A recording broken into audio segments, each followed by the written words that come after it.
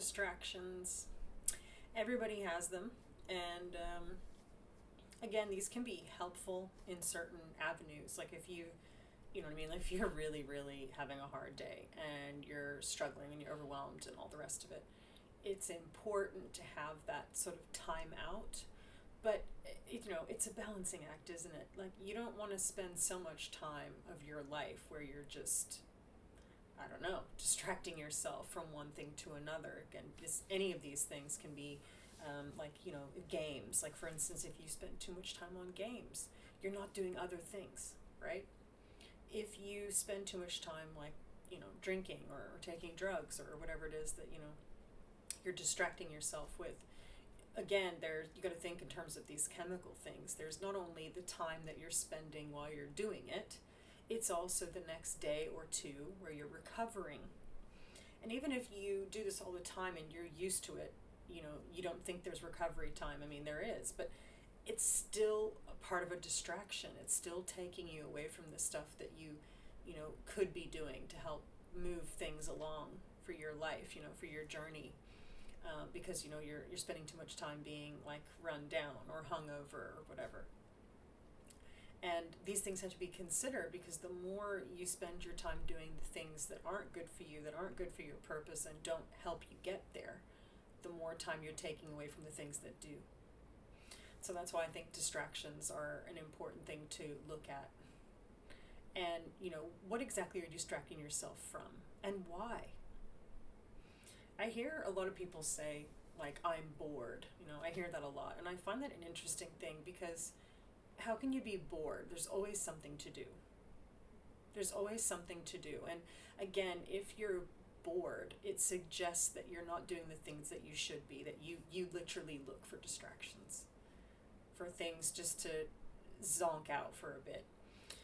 Now, this is where things can get interesting. Again, if playing games helps you wind down after work or whatever, you know what I mean? But, you got a cutoff point, or, maybe that's part of your work. You create games or you test games or whatever.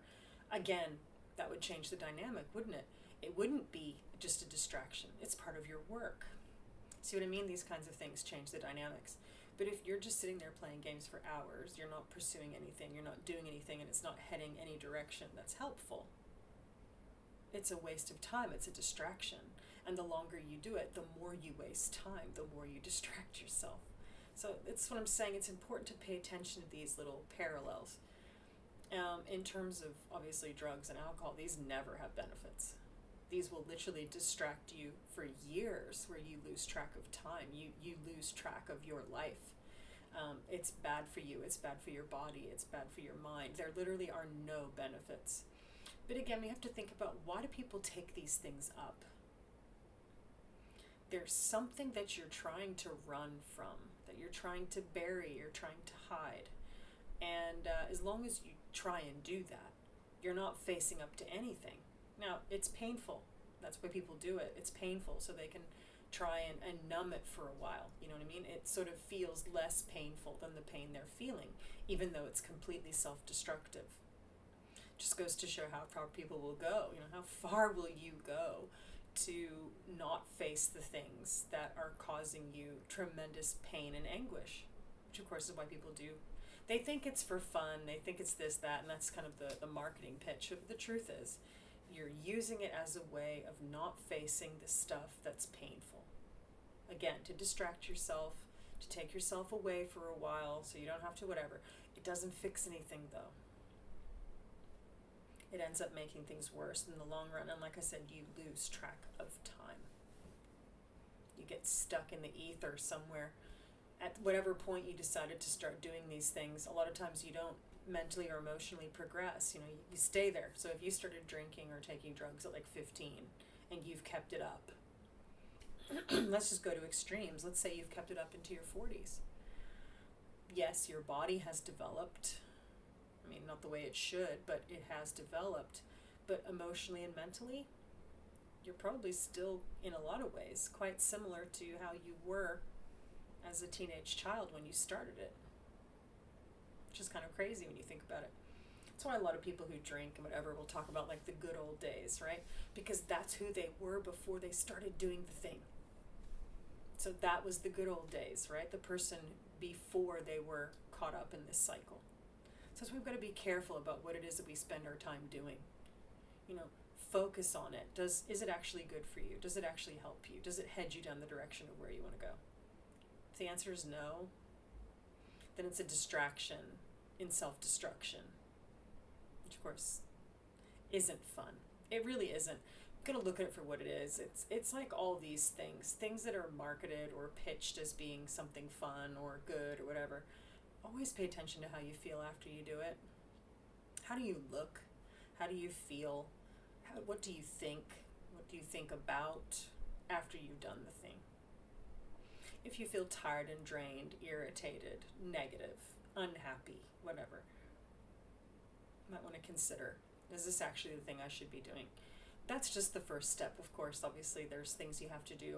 Like I said, when it comes to addiction, especially self-destructive addictions, you have to replace it with something that gives you the same satisfaction, right?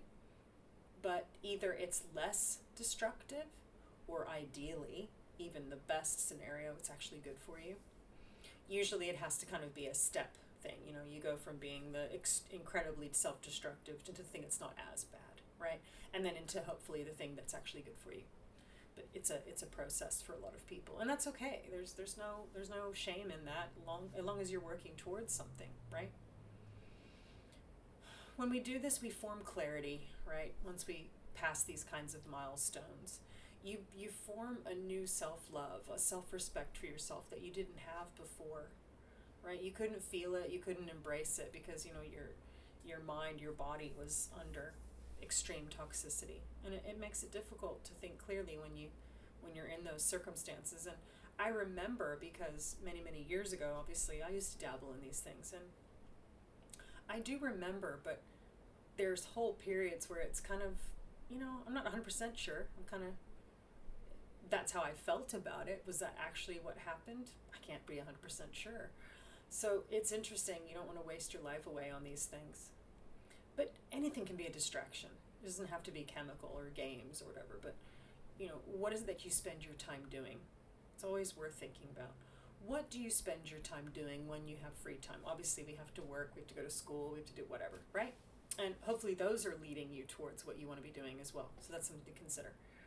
But is what you're doing heading you down the direction that you want to go for your life, for your outcomes, for whatever? If it's not, it's a distraction. It's not good for you, and you're headed the wrong direction. So all these things they're worth considering. So anything can fall into this category. I'm just using those examples because they tend to afflict a lot of people. Again, you have to think about why you want to do those things, for how long you want to do them for. In terms of astrology, again, this can kind of fit into the 6th house, the house of daily routines. What is it that you do daily, and why do you do it? Again, whatever sign or modality is in there, again, if it's more mutable, you're going to be a bit more flexible, you know. How you feel moment to moment, you know, could change pretty easily. And, you know, which direction you head and why, right? Then, of course, the cardinal is a lot more, like, leadership-oriented, or, like a visionary, you know. I'm going to do this because of this or this or this. And, you know, there's a purpose to it usually. Again, got to look at high vibration, low vibration, how this shows up. It's different person to person. And obviously each of the 4 signs that fit into cardinal are very different. Same thing goes with mutable. And then fixed. If you've got a fixed sign in there, you're going to be far more consistent, you know. I think cardinal and fixed are definitely more consistent. I'd say cardinal, of course, is more flexible than fixed, but still, both of them are more consistent than mutable. And again, it depends on, that's the cool part about these things, it depends on what you want to do with your daily routines. You know, if you like that flexibility, if you like it to be uncertain, and again, if you've got a mutable sign, you probably do, right? But if you're the other two, then you definitely want something that's more set out, you know, more consistent, something you can depend on. So it's worth noting all of these because they give us indicators as to why we do what we do or what we should be doing, what's good for us, you know, etc., etc. But I thought I'd bring this up because I think it's an important one. Whatever it is we spend our time doing and thinking is what creates our outcomes. So if you're living a life that you don't like, or you're doing things that you don't like, you are creating that life. And that's why it's important to make these kinds of connections. Anyway, I hope that was interesting and helpful. I'm going to keep this one a bit shorter, so, well, keep it short. So, anyway, hopefully I'll see you next time.